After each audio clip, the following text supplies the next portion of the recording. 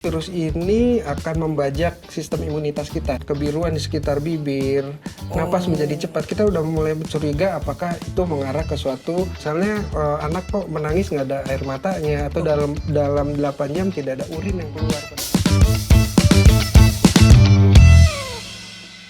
Selanjutnya saya mau bahas lagi lebih dalam tentang bagaimana penyakit ini berkembang di tubuh, Dok. Oke. Ya, karena seringkali orang baru sadar kalau itu influenza ketika gejalanya sudah cukup berat. Nah, gitu, Dok. Pertanyaannya begini. Kalau dilihat dari proses medisnya, sebenarnya apa sih, Dok, yang terjadi di dalam tubuh ketika orang itu terkena virus influenza? Terus bagaimana virus ini bisa menyerang sistem pernapasan dan kondisinya jadi bisa bikin cepat drop, Bisa Dok? kemana-mana ya. Iya. Jadi virus influenza ini akan masuk dan menyerang lapisan selaput di saluran napas kita. Ya. Dari hidung, Paru-paru, Dok? hingga ya paru ya. Oke. Jadi saat itu terjadi, virus ini akan membajak sistem imunitas kita secara tidak langsung atau sel tubuh kita untuk bereplikasi, untuk memperbanyak diri. Jadi saat proses itu terjadi akan timbul kerusakan sel di tubuh kita. Nah, kerusakan sel pada tubuh itu akan memanggil sinyal peradangan. Nah, peradangan itulah yang akan menimbulkan gejala-gejala yang mungkin kita rasakan seperti demam, Nelan susah mungkin, nyeri Dok? menelan, batuk pilek, Batuk seperti pilek, itu. oke. Umumnya pada orang yang sehat kan seperti yang tadi saya bilang, ini self-limiting disease, dia bisa sembuh sendiri dalam 1 atau 2 minggu. Kalau imunnya bagus. Imunitasnya bagus gitu. Kecuali memang pada populasi yang beresiko atau imunitasnya lagi drop, dia akan timbul komplikasi yang lebih berat. Peradangan bisa tersebar sampai ke paru hingga menimbulkan infeksi seperti pneumonia. Atau bahkan peradangan di tempat yang lain seperti otot jantung, Bisa ya, Dok, ya? otak pada kasus-kasus yang berat. Oke. Atau memperburuk kondisi medis yang sudah kita punya sebelumnya. Misalnya pada asma, kita akan mencetuskan asma yang lebih berat gitu, atau pada kondisi pasien memiliki komorbid jantung atau diabetes mellitus gitu, seperti itu. Wow. Nah, gejalanya si influenza ini kan kadang mirip banget, Dok, sama seperti penyakit lain seperti pneumonia tadi dokter bilang. Nah, bagaimana sih, Dok, cara efektif untuk beda ini, Dok? Terutama di tahap-tahap awal supaya nanti kita ini nggak salah dalam penanganannya gitu, Dok. Oke, jadi memang pada tahap awal gejala ini akan mirip-mirip ya. Jadi ada batuk, ada pilek, hidung tersumbat, demam gitu ya. Tapi kalau kita sudah melihat adanya sesak napas, terus mungkin kebiruan di sekitar bibir, napas menjadi cepat, kita udah mulai curiga apakah itu mengarah ke suatu infeksi paru atau pneumonia.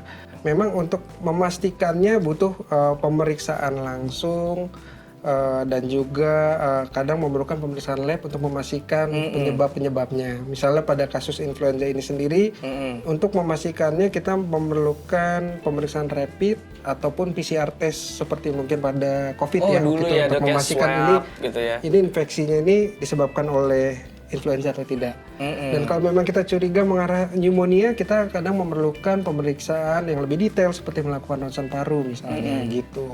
Ini semakin menarik, Dok. Tapi gini, Dok, ya dari pengalaman dokter deh, sampai di tahap mana sih, Dok, orang yang terkena flu itu harus minum obat? Karena kan gini, Dok, ada yang nggak perlu minum obat, dia itu bisa sembuh sendiri seperti tadi dokter bilang. Nah, ada nggak tahapannya? Terus apakah sejak awal mungkin atau beberapa hari kemudian mungkin? Atau yang paling penting nih, Dok, kadang-kadang orang cukup ke warung, sahabat-sahabat biasalah mungkin ke warung beli obat dijual bebas, dia merasa bisa sembuh. Sebenarnya gimana, Dok? Jadi pada prinsipnya sekali lagi penyakit influenza itu adalah penyakit virus.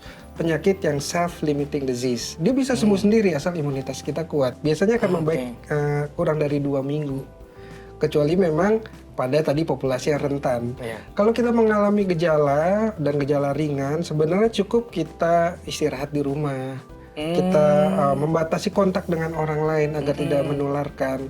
Boleh mengkonsumsi obat-obat yang dijual bebas untuk untuk misalnya penurun demam, atau kalau flu, kalau di THT selalu menganjurkan untuk melakukan cuci hidung dengan larutan isotonik atau NaCl 0,9%, itu boleh dilakukan. Oke, 0,9%. Tapi yang terpenting adalah kita harus mewaspadai alarm sign. Apa tuh, Dok? Jadi kalau misalnya pada kondisi batuk pilek, demam, disertai yang tadi mungkin sudah jelaskan sebelumnya, gejala-gejala seperti napas menjadi sesak, Berat, ya. kebiruan di sekitar bibir, adanya retraksi otot-otot napas, jadi ototnya jadi terlihat saat kita bernapas, atau dehidrasi berat pada anak-anak. Misalnya anak kok menangis nggak ada air matanya, atau dalam 8 jam tidak ada urin yang keluar pada anak, itu juga menjadi faktor alarm yang perlu kita segera bawa ke rumah sakit, termasuk timbulnya mungkin penurunan kesadaran ataupun kejang gitu. Wow. Jadi itu yang harus kita segera, dan bila perlu dilakukan perawatan di rumah sakit. Rumah sakit ya, Dok. Saya baru tahu tuh yang urin 8 jam harus sering dikeluarkan ya. Ya, itu sebagai tanda dehidrasi, tandanya kurang cairan nih. Dan biasanya anak-anak sangat rentan, itu biasa ditemukan pada anak-anak ya. Anak-anak benar. tidak mau makan dan minum ya karena faktor infeksi gitu. Oke, Dok. Ini kalau penanganannya terlambat, komplikasinya yang paling sering dokter temuin deh, apa tuh, Dok, biasanya? Jadi karena ini infeksi saluran napas atas, komplikasi yang sering ditemukan memang salah satunya memang infeksi paru dan pneumonia. Tapi ini perlu tentunya diwaspadai infeksi ini, karena pneumonia bisa berakibat juga komplikasi yang menjadi berat ya, bahkan kematian gitu. Jadi influenza ini menurut WHO bertanggung jawab atas 260.000 hingga 650.000 kematian akibat saluran napas per tahunnya. Banyak gitu. ya, Jadi Dok? memang beresiko untuk menimbulkan komplikasi yang berat, terutama pada populasi yang rentan. Seperti itu. Jadi ya itu tentunya perlu kita waspadai ya, karena bisa beresiko tergantung dari imunitas kita masing-masing gitu. Wow, ternyata sampai separah itu ya, Dok ya?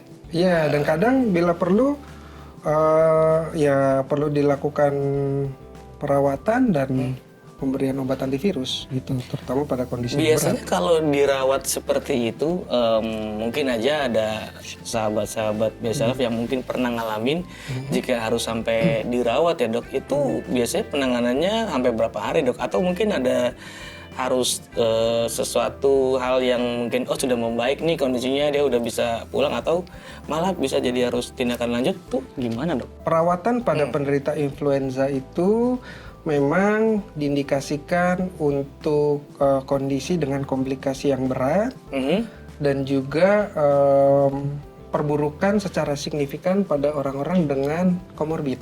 Komorbid, oke. Jadi menurut data juga 9 dari 10 orang yang dirawat di rumah sakit karena influenza itu memiliki komorbid tersendiri. Iya. Biasanya komplikasi-komplikasi yang perlu kita lakukan perawatan mungkin contohnya seperti pneumonia yang berat ya tadi, atau infeksi menyebar ke tempat yang lain, bahkan pembuluh darah kita kenalnya dengan sepsis jadi infeksi yang berat ya.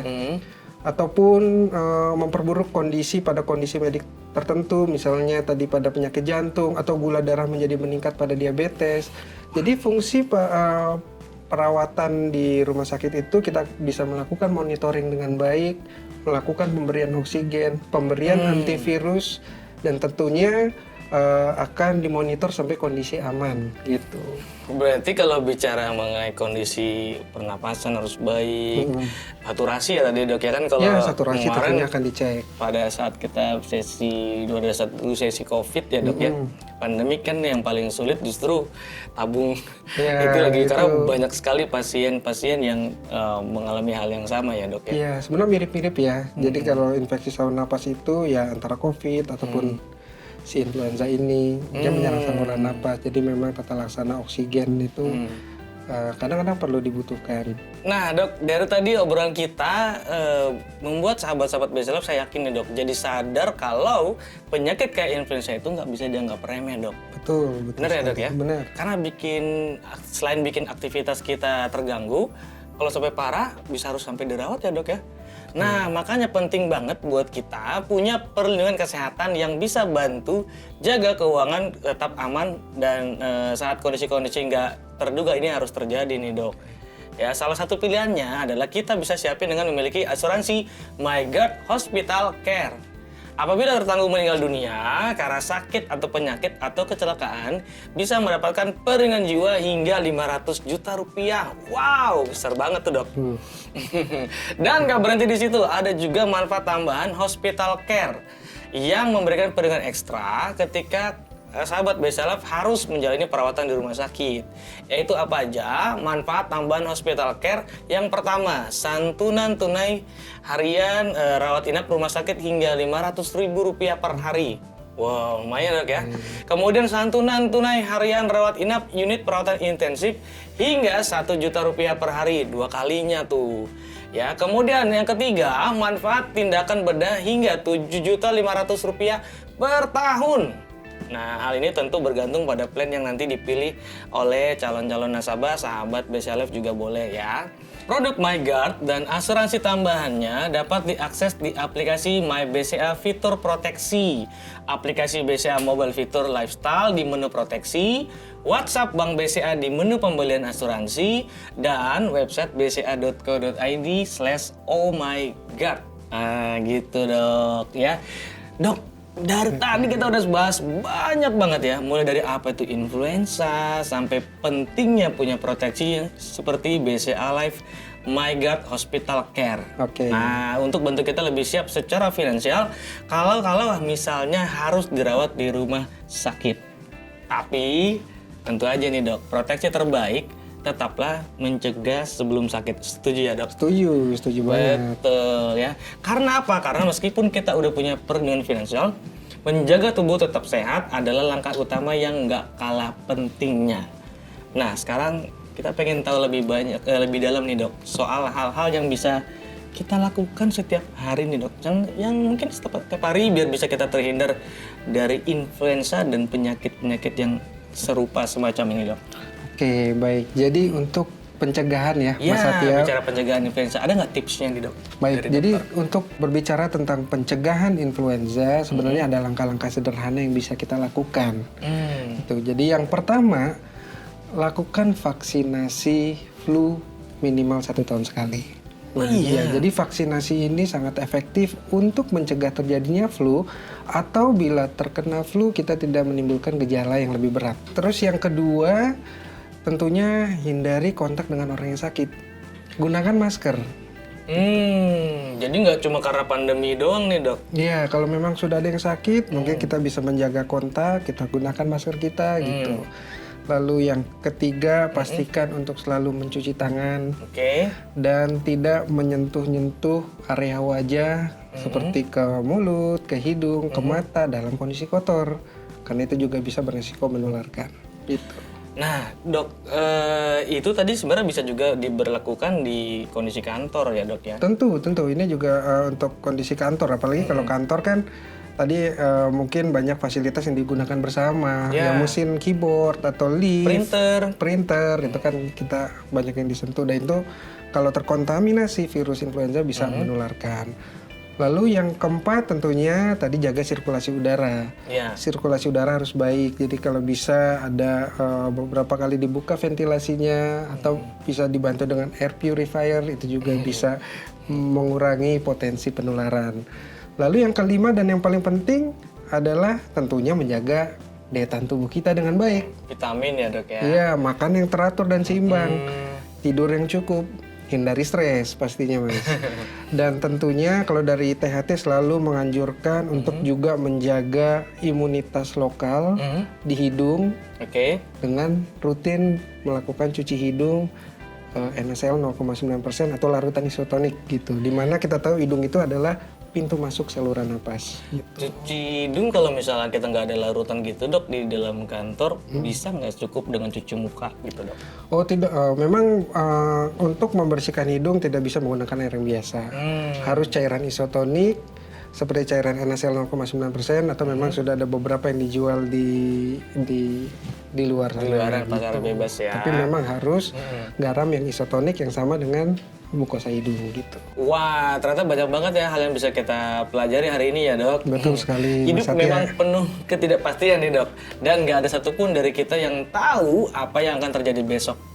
Tapi satu hal yang bisa kita pastikan adalah bagaimana kita mempersiapkan diri dan keluarga dengan perlindungan yang tepat. Nah, dari manfaat meninggal dunia karena kesakit atau kecelakaan sampai santunan tambahan seperti hospital care, semuanya dirancang untuk bantu kita tetap tenang menghadapi hal-hal yang tak terduga. Ingat sahabat-sahabat BCA Life. Sekarang saya mau minta dokter kasih pesan penutup untuk sahabat-sahabat BCA Life nih dok, supaya makin sadar betapa pentingnya punya perlindungan sejak dini, bukan nanti-nanti.